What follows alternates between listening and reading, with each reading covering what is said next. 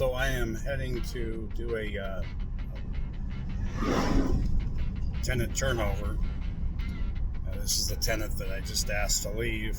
She had allowed her son to move in. It's a long story. I know I posted it in my other video. She allowed her son to move in, and he has been causing trouble with the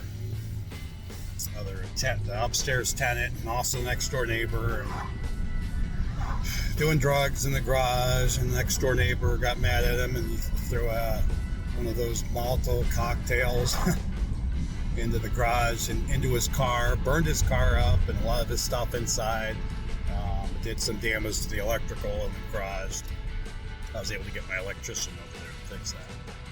He was supposed to have left last summer after that incident, but I had a feeling he didn't leave. Just wasn't sure. But anyway, there's been more complaints since then, so she either let him back in or he never moved to begin with.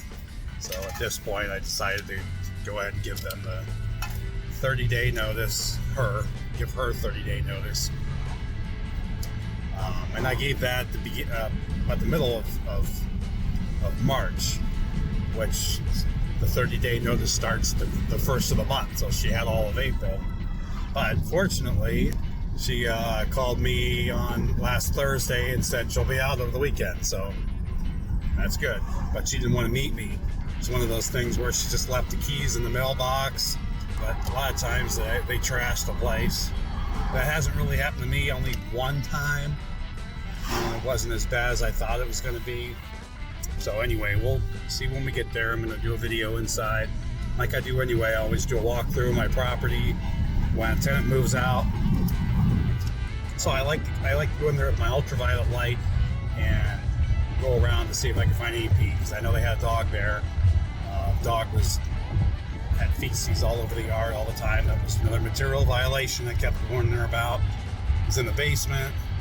So I got a feeling there's probably going to be some of that there too. We'll see when we get there. Okay, so I just got to the property that was supposed to be vacant. She even told me she was going to be out by the weekend, and she's not. So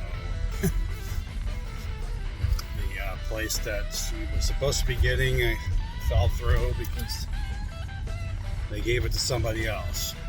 I got a feeling they probably did a background check on her son, which was going to be moving with her, because he was still there when I pulled up to the door and wasn't supposed to be there. He was still in the driveway. So